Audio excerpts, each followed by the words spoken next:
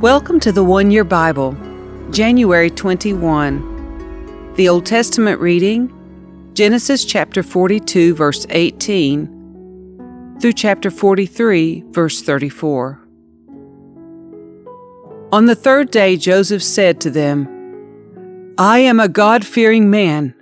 If you do as I say, you will live. If you really are honest men, choose one of your brothers to remain in prison. The rest of you may go home with grain for your starving families. But you must bring back your youngest brother. This will prove that you are telling the truth, and you will not die."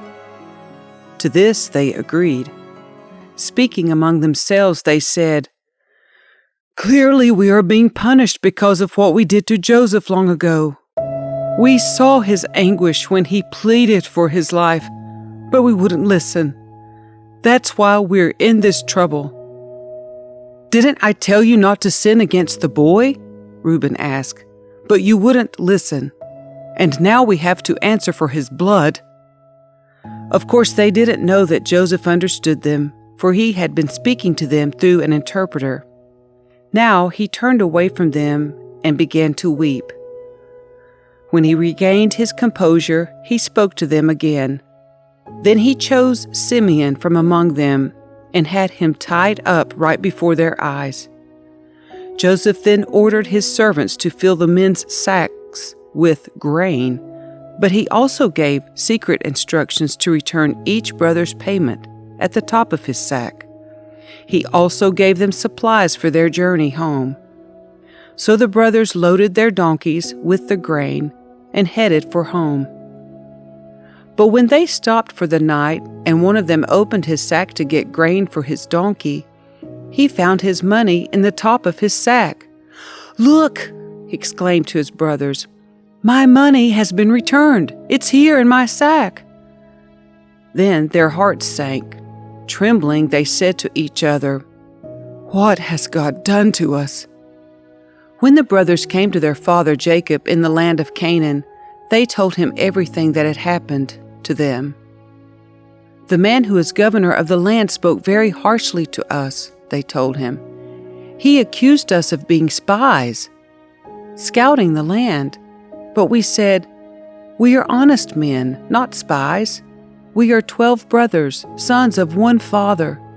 One brother is no longer with us, and the youngest is at home with our father in the land of Canaan.' Then the man who is governor of the land told us, 'This is how I will find out if you are honest men. Leave one of your brothers here with me and take grain for your starving families and go on home. But you must bring your youngest brother back to me. Then I will know that you are honest men and not spies. Then I will give you back your brother, and you may trade freely in the land.' As they emptied out their sacks, there in each man's sack was the bag of money he had paid for the grain. The brothers and their father were terrified when they saw the bags of money. Jacob exclaimed, 'You are robbing me of my children.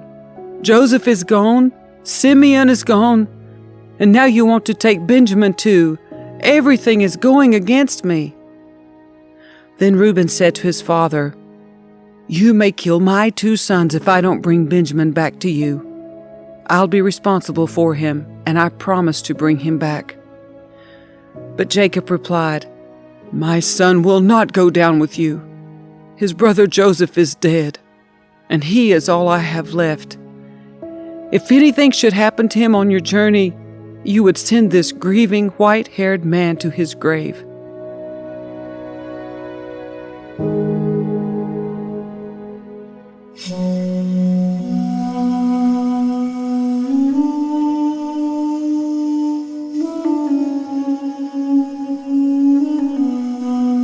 But the famine continued to ravage the land of Canaan. When the grain they had brought from Egypt was almost gone, Jacob said to his sons, "Go back and buy us a little more food." But Judah said, "The man was serious when he warned us, 'You won't see my face again unless your brother is with you.' If you send Benjamin with us, we will go down and buy more food. But if you don't let Benjamin go, we won't go either. Remember, the man said, 'You won't see my face again unless your brother is with you.'" "Why were you so cruel to me?" Jacob moaned.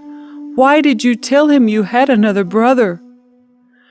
"The man kept asking us questions about our family," they replied. "He asked, 'Is your father still alive? Do you have another brother?' So we answered his questions. How could we know he would say, 'Bring your brother down here'?" Judah said to his father, "Send the boy with me, and we will be on our way. Otherwise we will all die of starvation, and not only we, but you and our little ones. I personally guarantee his safety. You may hold me responsible if I don't bring him back to you. Then let me bear the blame forever." If we hadn't wasted all this time, we could have gone and returned twice by now.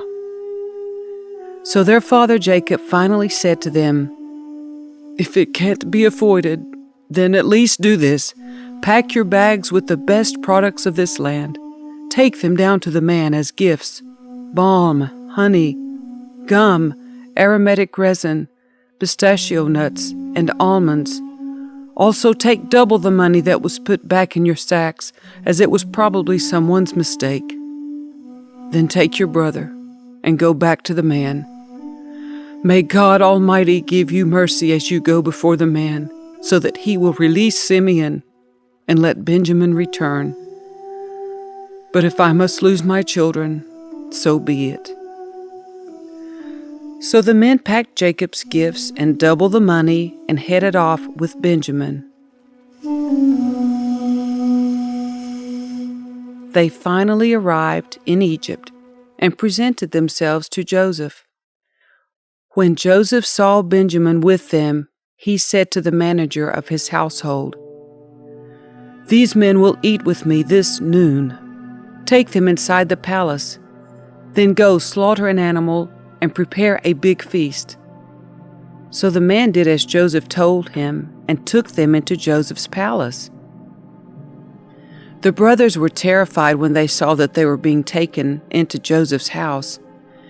"It's because of the money someone put in our sacks last time we were here," they said. "He plans to pretend that we stole it. Then he will seize us, make us slaves, and take our donkeys." The brothers approached the manager of Joseph's household and spoke to him at the entrance to the palace. "Sir," they said, "we came to Egypt once before to buy food, but as we were returning home, we stopped for the night and opened our sacks. Then we discovered that each man's money, the exact amount paid, was in the top of his sack. Here it is, we have brought it back with us. We also have additional money to buy more food. We have no idea who put our money in our sacks." "Relax, don't be afraid," the household manager told them. "Your God, the God of your father, must have put this treasure into your sacks. I know I received your payment." Then he released Simeon and brought him out to them. The manager then led the men into Joseph's palace. He gave them water to wash their feet and provided food for their donkeys. They were told they would be eating there, so they prepared their gifts for Joseph's arrival at noon. When Joseph came home, they gave him the gifts they had brought him, then bowed low to the ground before him. After greeting them, he asked, "How is your father, the old man you spoke about? Is he still alive?" "Yes," they replied, "our father, your servant, is alive and well." And they bowed low again. Then Joseph looked at his brother Benjamin, the son of his own mother. "Is this your youngest brother, the one you told me about?" Joseph asked. "May God be gracious to you, my son." Then Joseph hurried from the room because he was overcome with emotion for his brother. He went into his private room where he broke down and wept. After washing his face, he came back out, keeping himself under control. Then he ordered, "Bring out the food." The waiter served Joseph at his own table, and his brothers were served at a separate table. The Egyptians who ate with Joseph sat at their own table because Egyptians despise Hebrews and refused to eat with them. Joseph told each of his brothers where to sit, and to their amazement he seated them according to age, from oldest to youngest. And Joseph filled their plates with food from his own table, giving Benjamin 5 times as much as he gave the others. So they feasted and drank freely with him.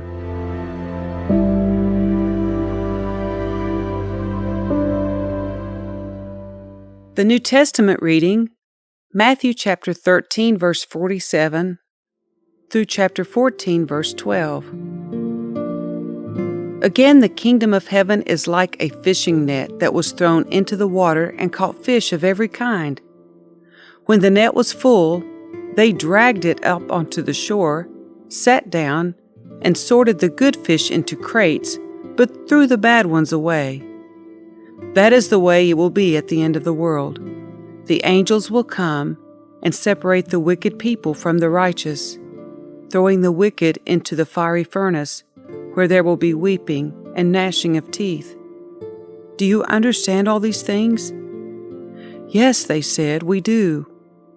Then he added, every teacher of religious law who becomes a disciple in the kingdom of heaven is like a homeowner who brings from his storeroom new gems of truth as well as old. When Jesus had finished telling these stories and illustrations, he left that part of the country. He returned to Nazareth, his hometown. When he taught there in the synagogue, everyone was amazed and said, "Where does he get this wisdom and the power to do such miracles?" Then they scoffed. "He's just the carpenter's son. And we know Mary, his mother, and his brothers, James, Joseph, Simon, and Judas. All his sisters live right here among us. Where did he learn all these things?" And they were deeply offended and refused to believe in him. Then Jesus told them, "A prophet is honored everywhere except in his own hometown and among his own people." And so he did only a few miracles there because of their unbelief. When Herod Antipas, the ruler of Galilee, heard about Jesus, he said to his advisers, "This must be John the Baptist, raised from the dead. That is why he can do such miracles." For Herod had arrested and imprisoned John as a favor to his wife Herodias, the former wife of Herod's brother Philip. John had been telling Herod, "It is against God's law for you to marry her." Herod wanted to kill John, but he was afraid of a riot, because all the people believed John was a prophet. But at a birthday party for Herod, Herodias' daughter performed a dance that greatly pleased him, so he promised with a vow to give her anything she wanted. At her mother's urging, the girl said, "I want the head of John the Baptist on a tray." Then the king regretted what he had said, but because of the vow he had made in front of his guests, he issued the necessary orders. So John was beheaded in the prison, and his head was brought on a tray and given to the girl, who took it to her mother. Later, John's disciples came for his body and buried it. Then they went and told Jesus what had happened. Psalm 18, verses 16 through 36. He reached down from heaven and rescued me. He drew me out of deep waters. He rescued me from my powerful enemies, from those who hated me and were too strong for me. They attacked me at a moment when I was in distress, but the Lord supported me. He led me to a place of safety. He rescued me because He delights in me. The Lord rewarded me for doing right. He restored me because of my innocence. For I have kept the ways of the Lord. I have not turned from my God to follow evil. I have followed all His regulations. I have never abandoned His decrees. I am blameless before God. I have kept myself from sin. The Lord rewarded me for doing right. He has seen my innocence. To the faithful, you show yourself faithful. To those with integrity, you show integrity. To the pure, you show yourself pure, but to the crooked, you show yourself shrewd.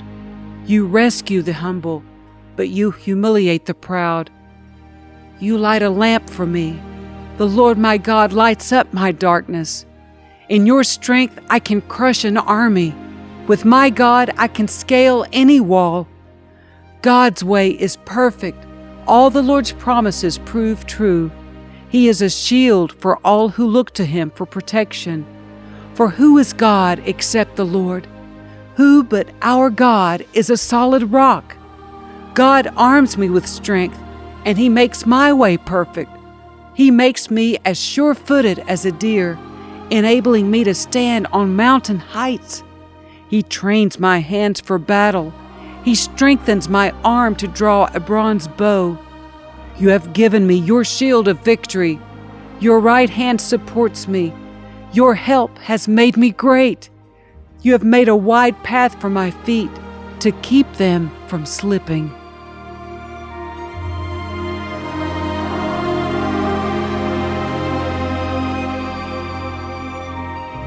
Proverbs 4, verses 7 through 10. Getting wisdom is the wisest thing you can do. And whatever else you do, develop good judgment. If you prize wisdom, she will make you great. Embrace her, and she will honor you. She will place a lovely wreath on your head. She will present you with a beautiful crown. My child, listen to me and do as I say, and you will have a long, good life.